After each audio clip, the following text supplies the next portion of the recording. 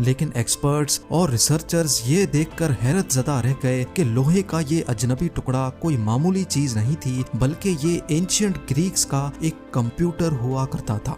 इसमें बहुत सारे गियर्स लगे थे जिसके छोटे छोटे दांत बड़ी महारत से बनाए गए थे। यहाँ आपको ये भी बताते चलें कि आजकल की मॉडर्न मशीनरी की मदद से ही गियर्स के ऐसे दांत बनाना बड़ी महारत का काम होता है।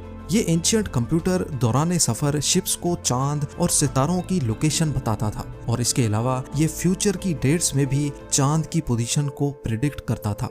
अब सवाल ये है कि उस दौर में शिप कैप्टन्स को चांद की लोकेशन प्रिडिक्ट करने की आखिर क्या जरूरत थी। असल में चांद की ग्रेविटेशनल पुल की वजह से समंदर में लहरें पैदा होती हैं। इन लहरों में कैप्टन को शिप कंट्रोल करने में काफी प्रॉब्लम होती थी। इसी वजह से वो कोशिश करते थे कि अपना सफर तब कंटिन्यू किया जाए जब चांद समंदर के ऊपर ना हो। यही वजह थी कि 2000 साल पहले एंशियंट ग्रीक्स ये खास मैकेनिकल कंप्यूटर इस्तेमाल किया करते थे। नंबर 7, ऑस्ट्रेलिया के एक आइलैंड न्यू गिनी से 1800 किलोमीटर दूर समंदर का ये हिस्सा अपने अंदर इतिहास की कई तल्ख यादें छुपाए बैठा है।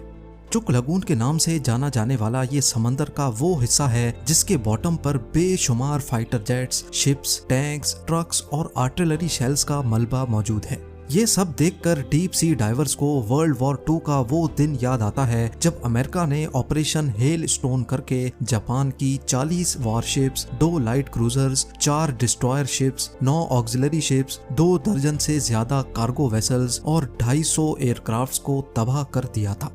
आज भी चुक लगून को अंडर वाटर ग्रेवयार्ड के नाम से याद किया जाता है, जहां सिर्फ चंद ही घंटों में हजारों जानें समंदर की नजर कर दी गई थी।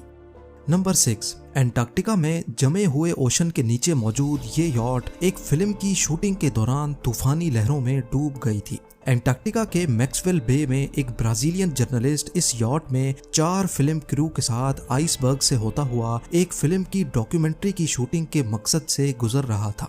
तभी इनका रास्ता तेज तूफानी लहरों ने रोक दिया। तूफान की शिद्दत इतनी ज्यादा थी कि इनकी यॉट बर्दाश्त ना कर पाई और पानी में उल्टी होकर आहिस्ता आहिस्ता डूबती चली गई। पूरे 1 साल तक ये यॉट एंटार्क्टिका के जमे हुए पानी के नीचे फंसी रही और कुछ ऐसा मंजर पेश करती रही। 1 साल के बाद जब इसको निकाला गया तो इसकी हालत इतनी खराब थी कि इसको रिपेयर करना भी पॉसिबल नहीं था। नंबर 5, रिसर्चर्स की एक टीम इंग्लैंड और यूरोप के दरमियान इंग्लिश चैनल में रिसर्च के मकसद से गई। समंदर की सतह से कई फुट नीचे उनको जमीन का एक ऐसा टुकड़ा मिला जहां पर आज भी दरख्तों के तने जमीन से जुड़े हुए पाए जाते हैं। ये मंजर काफी हैरत अंगेज मालूम होता है क्योंकि समंदर के अंदर किसी भी सूरत कोई दरख्त नहीं ग्रो कर सकता।